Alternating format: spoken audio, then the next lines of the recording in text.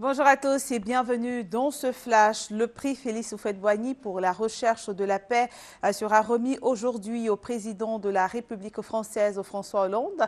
Il recevra à l'Organisation des Nations Unies pour l'éducation, la science et la culture ce prix en récompense de l'intervention de la France au Mali. Le président ivoirien Alassane Ouattara doit prendre part à ce rendez-vous. François Hollande prononcera un discours lors de la remise du prix et le président du PDCI RDA, Henri Konan Bédié, est à Paris depuis quelques jours pour prendre part à la cérémonie. Le prix Félix Houphouët-Boigny pour la recherche de la paix, il faut le rappeler, a été créé en 1989. Il honore les personnes vivantes, institutions ou organismes publics ou privés en activité ayant contribué de manière significative à la promotion et à la recherche de la paix. Beth Kondos, représentant spécial du secrétaire général de l'ONU en Côte d'Ivoire, a définitivement quitté Abidjan hier pour se consacrer à sa nouvelle mission. Il a été nommé récemment au Mali et dans son message d'adieu aux Ivoiriens, Beth Kondos a indiqué qu'il est essentiel que les progrès réalisés par le gouvernement soient visibles aux yeux de tous et que leurs effets soient ressentis par le plus grand nombre. Je suis confiant que la Côte d'Ivoire saura consolider les acquis de ces 2 dernières années et fera avec détermination face aux défis qui demeurent exigeants et qui exigent une attention urgente, a indiqué le diplomate onusien. Instituée en 1972, la Journée mondiale de l'environnement est célébrée aujourd'hui, 5 juin. Elle vise à lutter contre la destruction de la couche d'ozone, la déforestation, la désertification et la sécheresse. Le reportage de Broléon. Chaque année au monde, selon la FAO, Organisation des Nations Unies pour la faim et l'alimentation, les pertes d'aliments sont estimées à 1,3 milliard de tonnes et représentent le tiers de la production alimentaire mondiale et toute la production de nourriture en Afrique subsaharienne. Cependant, sévit toujours la famine. Une personne sur 7 dans le monde va au lit affamée et plus de 20 000 enfants de moins de 5 ans meurent de faim chaque jour dans le monde.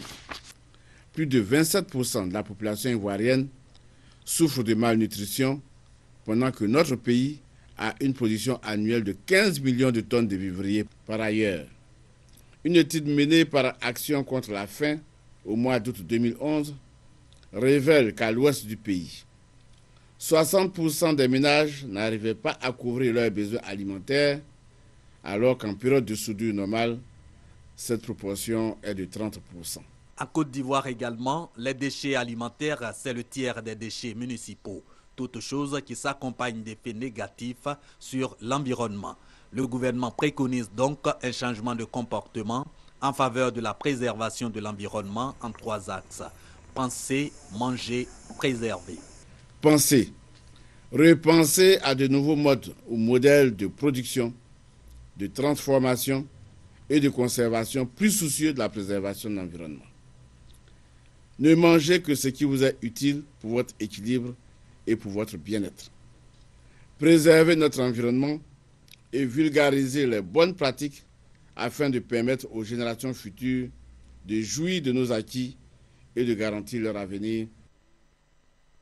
Ce mercredi matin, des obus seront détruits. L'opération de destruction se tiendra sur le site de l'ex-3e bataillon route d'Anyama. La DDR et l'état-major général des FRC s'excusent auprès de la population pour les désagréments que cela pourrait provoquer. Les étudiants de Côte d'Ivoire s'engagent à nouveau à renoncer définitivement à la violence. Vous vous en souvenez, en décembre 2012, les étudiants avaient signé une charte de non-violence, une charte qui n'a pas été respectée.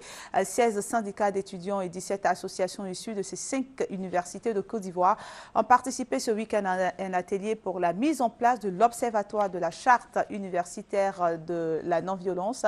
Et les étudiants ont souhaité la mise en place d'un comité ad hoc qui veillera à l'application de ces dispositions. Ils en ont parlé avec le ministre de l'Enseignement supérieur et de la Recherche scientifique.